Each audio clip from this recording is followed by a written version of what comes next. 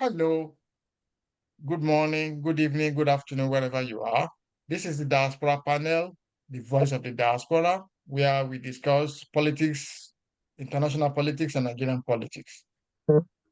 Today, I have with me, as always, I have my brother who is based in Canada, Mr. Ola Lawal. Mr. Lawal, you are welcome to today's meeting. Thank you for having me. I also have my very, very friendly, amiable friend who is based in United States of America, Mr. Olaitan Adedigba.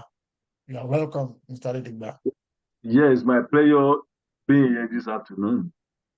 And I'm your host, Deji, and I'm based in Ireland.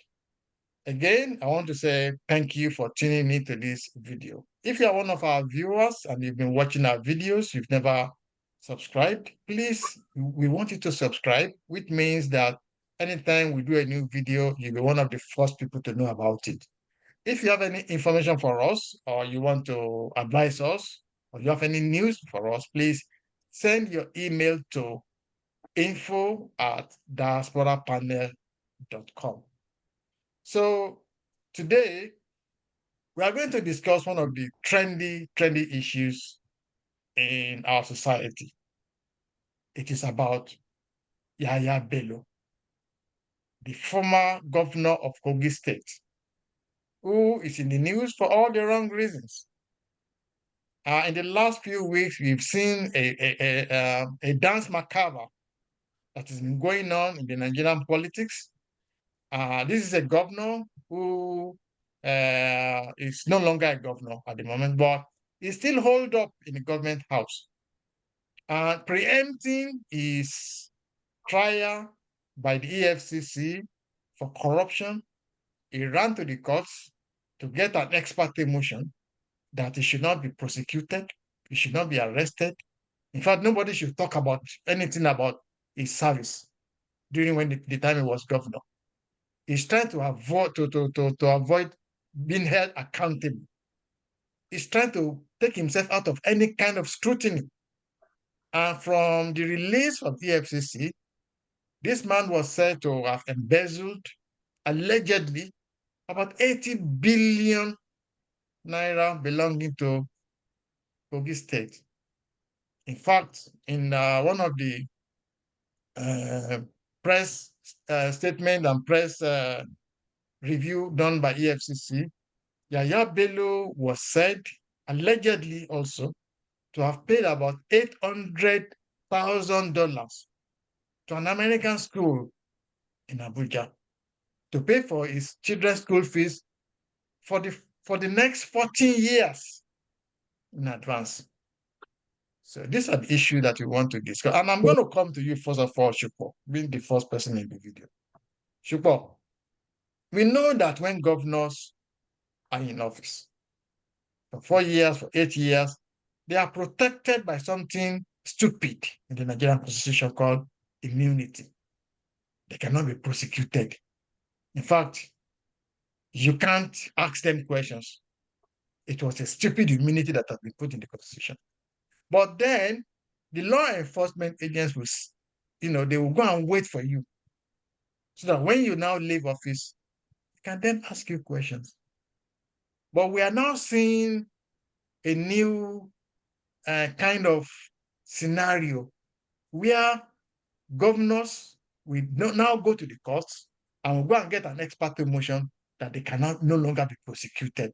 You can no longer ask them questions. You can no longer hold them accountable. I know it was somebody, a former governor, I think of Dili or someone in the South that did that before. And it was not, and the corruption cases just developed cold feet. And this is what Yahaya Bello is now trying to do. Is this the way we should run a country? Sure. Yeah, thank you very much. I think what we are seeing is a total breakdown of the judicial system in Nigeria because governors not being prosecuted while in office means that certain people in Nigeria, practically are really above the law, is what it means. going to court to obtain an ex parte motion that they cannot be prosecuted for activities that they've done after they've left office means that for the rest of their lives, they will also remain to be above the law. So it's making a mockery of the judicial system. How can a judge, you can deny a case that is being brought forward for maybe lack of evidence. That makes sense. But to then say nobody can ask you any questions, why can't anybody ask you, are you God? Under the Constitution, if your hands are so clean, there is nothing that should preclude you from answering questions for activities that you performed during your tenure in office. I think there's an example of a governor, I think it was in the US, the governor of Illinois, who was prosecuted for, practically offering Barack Obama's senatorial seat for sale. So, it makes no sense. It makes a mockery of the judicial system. And I will actually implore civil societies in Nigeria, well-meaning organizations, to actually to launch a class action lawsuit against this insane judgment or ruling, and to compel the judicial system to listen and hear cases brought forward where there is sufficient evidence of wrongdoing, and governors should also be prosecuted. I mean, if you can't hold people accountable, then you are actually not discouraging bad behavior. You are actually encouraging it, is what you are doing. So I think it is wrong, and I think something should be done about it. Thank you. Thank you very much. Lighton, I'm coming to you now. So we've had a lot of people, civil society organization, lawyers, politicians coming out and say, the EFCC is doing a media trial. They should not be trying. They should not be coming to the TV to come and talk. They should not be going to the media. They should only be in the court. And in the first place, they have no reason to try to arrest Yahaya Bello. And the question I want to ask you is, somebody has been accused of misappropriating 800, is it billion? Is it 80 billion? Sorry, 80 billion. 8 billion. He has been accused that he stole 80 billion. Now, this man is not saying, okay, I didn't steal this money. I want to prove myself. He's saying, you can't prosecute me. You can't talk, you can't ask me questions. Is this the kind of leaders we are producing in Nigeria? It's unfortunate. In Nigeria, the leaders, they don't know why they are leaders. They just believe that, okay, they are there for themselves. They should be upholding the rule of law and judicial system in Nigeria. But unfortunately, they don't do that. Why the lawmakers? These are the custodian of the governor, the executive, the judiciary, the legislator. They are the custodian. They are the one to set the pace. But they are the law defaulters. It's ironical. When these people, they don't obey the law, and you want the ordinary people to be obeying the law. Is it possible? Like Robert Smith said,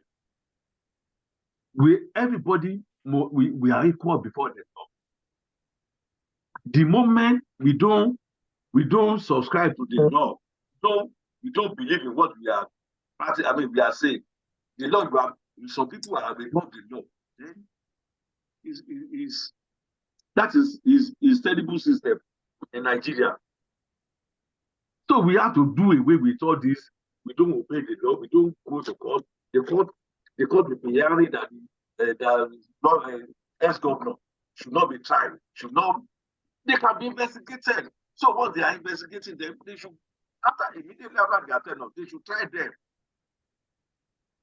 And for the governors, the way they have free access to the fund, the government fund is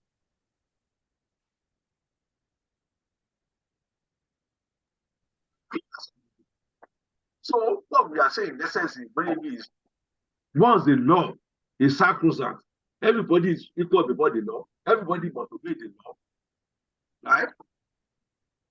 Everything will fall into places. So nobody will be above the law.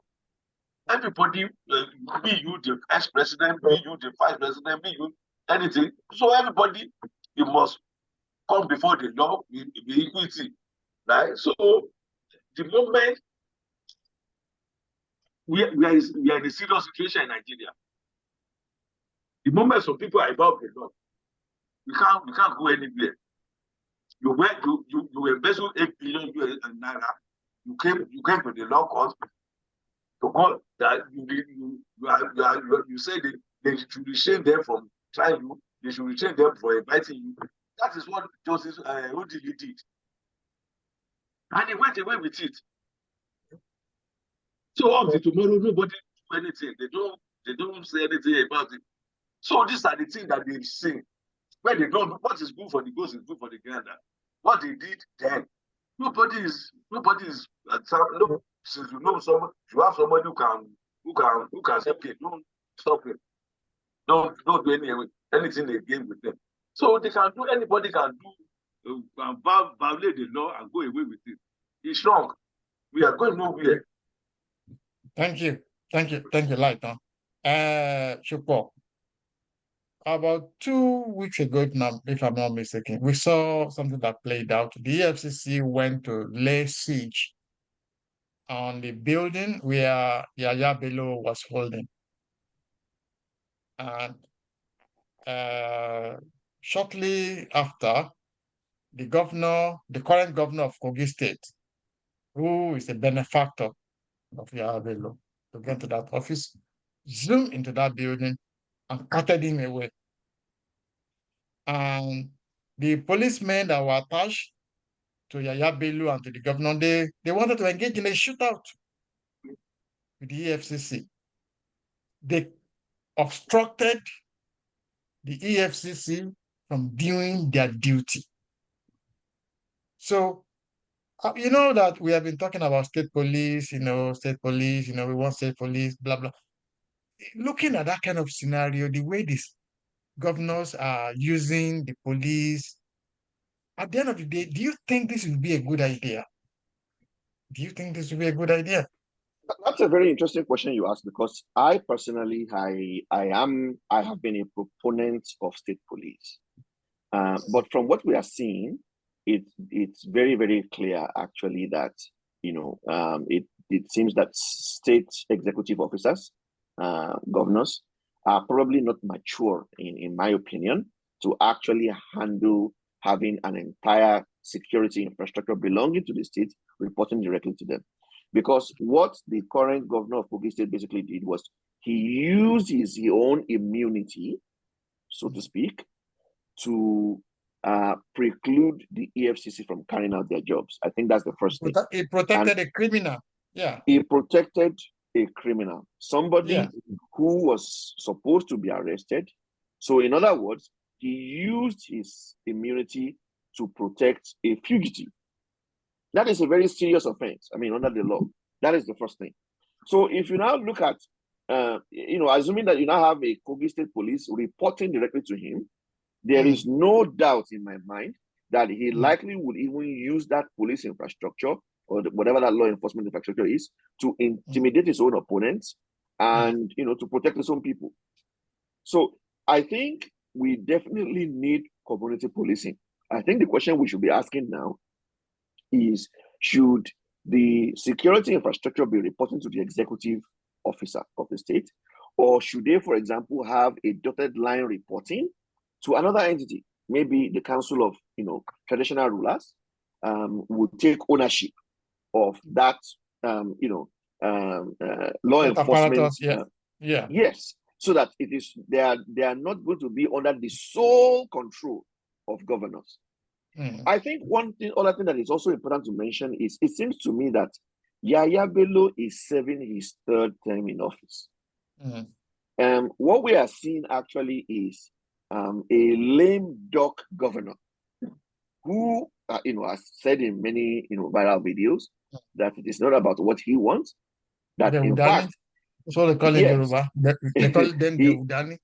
he gave, state officers the go-ahead to not even obey any orders that he gives them as a governor if it contradicts what Yahaya Bello wants.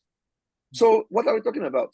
Yahaya Bello cannot be an official governor serving a third term, but it looks like he is serving a third term in office through the current governor Ododo, which is a sad reality, for democracy in that impoverished state.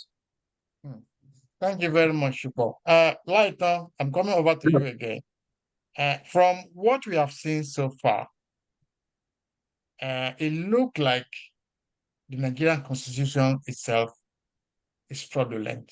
We know that this constitution, when it was made, the Oni of Ife was not there.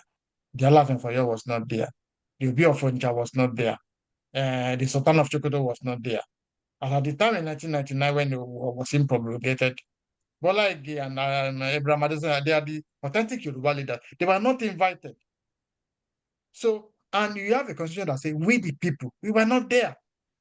So we have a fraudulent constitution that was imposed upon us. Nigeria is on autopilot. And the software for this autopilot is not written by us. It's being controlled from the UK and from America. So we just went somewhere and copy and paste something that is alien to our own culture. So the essence of me saying this is that we seem to have a constitution that have a lot of contradiction, because why is it possible for a governor to dip his hand into the till, take money out, use the money to pay his children's school fees, use the money to do whatever he likes, and there is nobody that can challenge them? They can go to the House of Rep, to the House of Assembly, and destroy the whole place. They can remove the speaker. They can do whatever. We saw what happened in Edo State where Oshiomhole, Obaseki went there and removed the roof. We saw what happened in River State, where the House of Rep Assembly was burned into pieces. They can remove judges. They can do whatever they like. So do you think we really need to fix this constitution? Because this is lawlessness. What is happening now with Yahaya Bello has brought into our face is lawlessness. What do you think, Lighton? Yeah, it boils down to same thing that we've been saying, that the constitution of Nigeria is fraudulent. When you see the pattern over the American constitution, those people that they sat down here, Japanese leading them, the constitution, and they said, we the people, right? So we the people means everybody must abide by this document that they are sitting down. All the 50 states of the country of America, they had representatives sitting down, that this is what they want to do. And after that is federal constitution that will be getting, and each state, they have their own constitution again, right? In America. But in Nigeria, they have only one constitution. Each state, they have the way they will govern themselves. But they have only one constitution in America. So, and the pattern is over the American constitution, the Nigeria pattern, their constitution over the America. And they say, we the people. Where did they sit down? The people that they sat down to draft the Nigerian constitution. Where did they sit down to draft Nigerian constitution? How many people were there? Right? How many people were designated? The constitution that they made in Nigeria. They drafted in Nigeria. So this is fraudulent constitution. And the issue of what's it called? The one they gave to all the governors and all the president, right? So the immunity they give these people, that they can be investigated, but they cannot be tried. That is why Yahaya Bello the Ojojo, Governor Ojojo, is impeding judgment and justice. Somebody is supposed to be tried, but you are impeding, you are obstructing, justice. It's a criminal offense in America that the pattern Nigeria go to. So it is, you cannot just dip your hand into the pocket. They have the auditors over there who will be auditing the account of the state. Why should they have unfiltered access to Nigeria, to the state money funds? These are the area the constitution is. The in Nigeria, they be saying it that, but those people who are benefiting from it, they don't want the constitution to be repeated. They don't want the constitution to be amended. They don't want the constitution to be. So what we need to do in Nigeria is we need to rewrite the constitution, and everybody needs to know how we want to be governed. We need to have a sovereign federal system of government. The federating units have to come together. This is what we want. This is how we want to generate our funds. This is how we want to do our things. This is how we want to. So these are the ones we want to know, right? In Nigeria. So the more we continue branding what is unbrandable, the more problem we'll be getting into. We just continue getting into deep shit every day in Nigeria, right? We don't. Governor doesn't know that he's obstructing justice, but they want to arrest people. The police, they want to go out. The police who are supposed to be the embodiment of law enforcement, they are now obstructing justice again. The police are protecting, and they swore to the Constitution of Nigeria to protect the Constitution, and they are obstructing the same Constitution they are supposed to be protecting. The governor did the same thing at the detriment of the people valuing of this prevention. Everybody, you don't pay civil servant salary for 7 years, and you are spending money for your family, you and your family. Right. So can I add very quickly to what Mr. Lifer just said, because I think there's something very, very important that we also need to highlight about this issue. What is becoming very clear is that these security agencies in Nigeria seem to be nothing than an armed militia. Because if it is the same security agencies that are providing protection, security details to the governors, and another arm of the security agency is going to arrest an ex-governor, why is it that the agencies aren't talking to each other to avert any form of a public contention?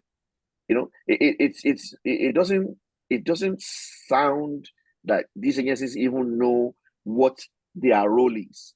When you are asked to protect someone, you are not supposed to protect a fugitive.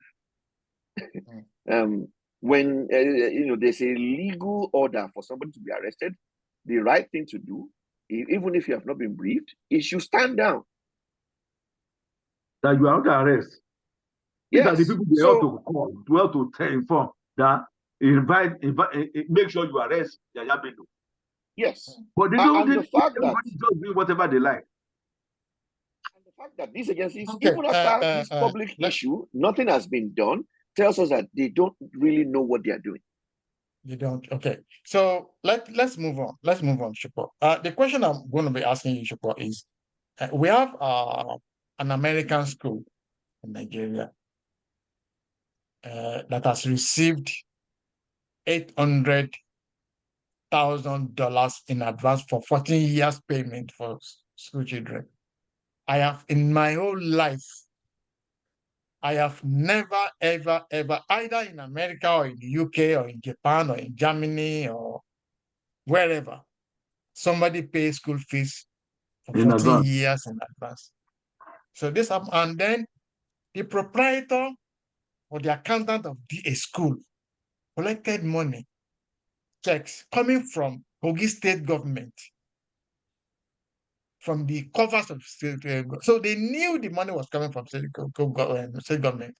And these students were not on scholarship. They were private students. They collected. Now, the EFCC has now confronted them and they have returned the money. But do you think that the federal government should not have prosecuted? Because there are two prosecuted this coup, because there are two ways to corruption. Somebody will have to steal it. Somebody will have to receive it. When you steal money, you go and put it in a bank. It is the duty of the bank to report. When you steal money and you are hiding it with somebody else, it is their duty to report it. But in this case, somebody, if they are paying for 1 year or 2 years, they can say, well, we don't know what, but if somebody is paying you money for 14 years, definitely you must know there's something wrong there. Yeah. And then you have received this money. These checks are coming from the state government for private students. Should the federal government not prosecute this school? Because we knew that most of the money that our politicians steal, they either ended up in England or in America, or if look at Denziani, for example, about 20 billion pounds ended up in the UK. We have not been able to extradite her. So they are the beneficiary of this money that is being stolen from Africa. Yeah. And they are now even doing it within Nigeria. There's one UK school that just opened shop in Lagos, and they said, I think they are annual, they are, for secondary and primary school students, their annual fees is about 40 million a year for primary school. So they knew they are here to make this money and take this money to their country. So do you think that the federal government should not prosecute this school? I actually have a different opinion about this. I don't think the school should be prosecuted. Because otherwise, I think that will be setting a legal precedent now that any organization, any company, any offering goods and service now should start monitoring where the people who are paying for service is getting their money from. I think that will be an undue burden, personally. But I think where the responsibility lies is through the financial systems. And I think banks have a big role to play in this. When money leaves a government account and gets into a private account, that should be flagged, first and foremost. If the money was paid directly from a government account to the school, that should also be flagged. I think the responsibility should lie with the banks, to flag those types of transactions, and then ask the person who is initiating, the transaction for evidence. The same should be done for potential funds that may be perceived to be, from criminal enterprise or proceeds of crime, or any form of, money laundering or even money gained from terrorist activity. These things are best done through the banks in which this money is flowing through. But I think if the school is prosecuted, I think that will set a bad legal precedent. That will, leave an undue burden now on people who are running, businesses now to start, chasing customers for proof of where the money came from. That is my opinion about this. But I think there's another issue that you also raised, and I think it's that if schools are now opening, why are they collecting money in dollars if they're operating in Nigeria? They should be transacting in the local currency. Currency.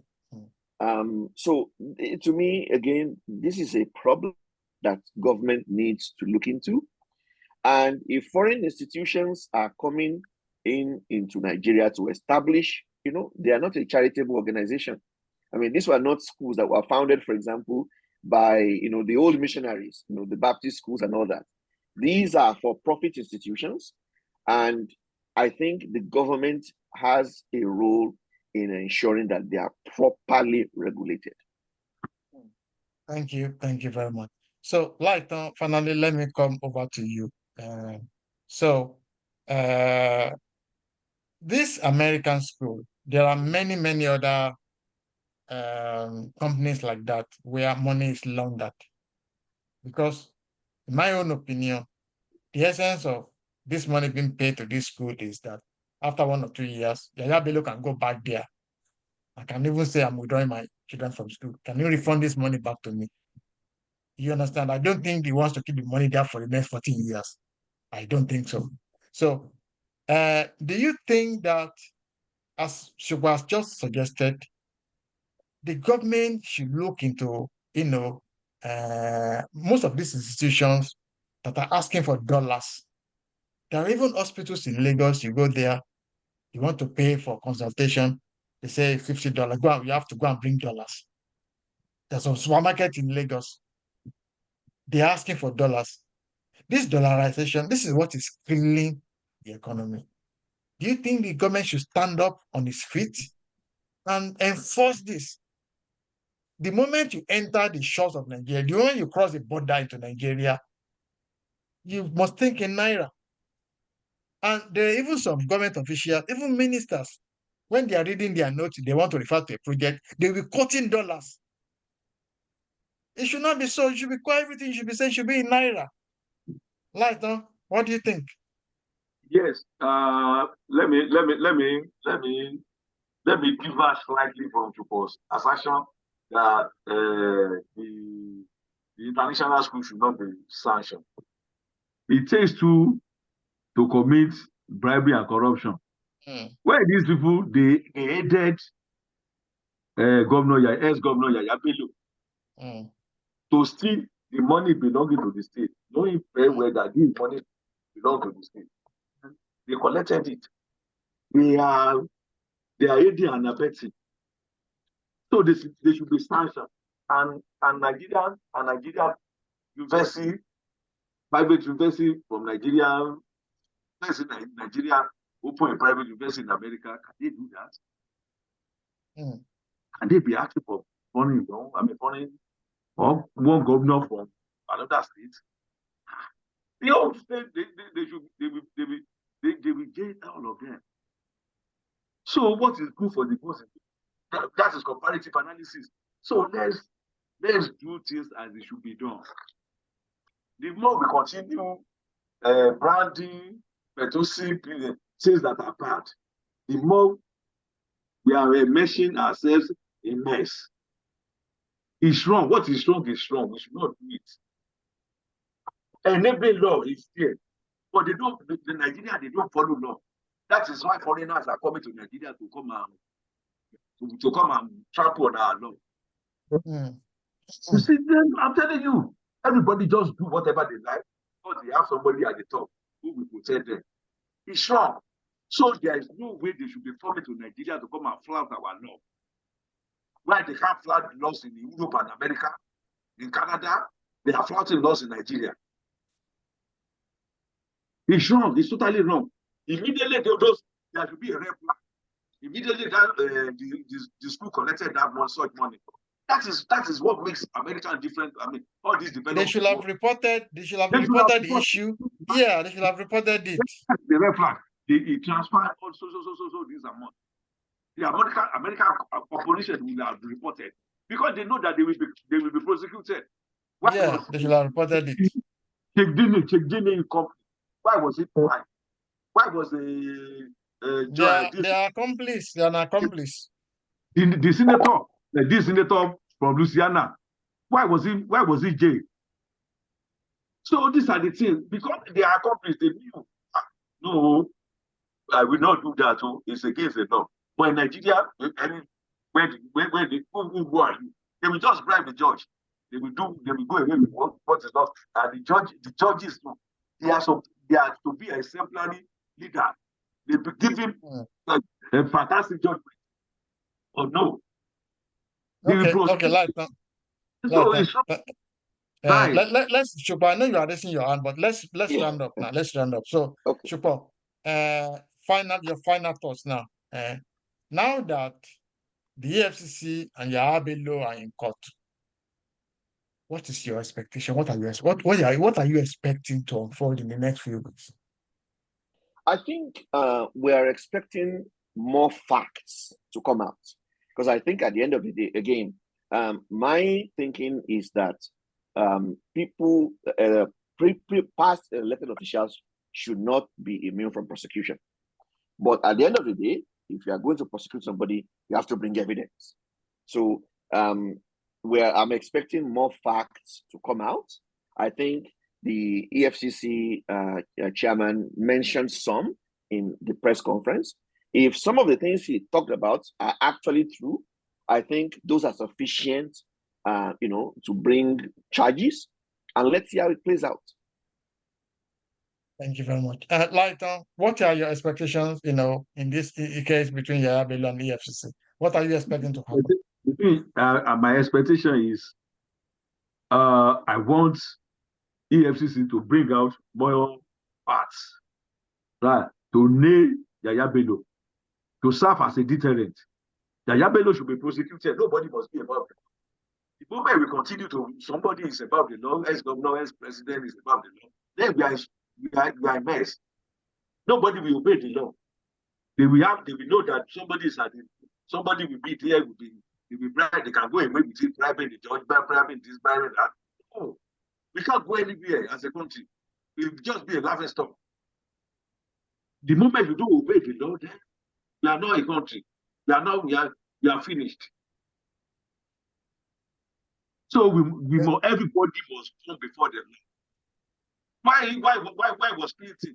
The city president was crying, was begging for forgiveness, was begging the family, begging the country. That is to get free.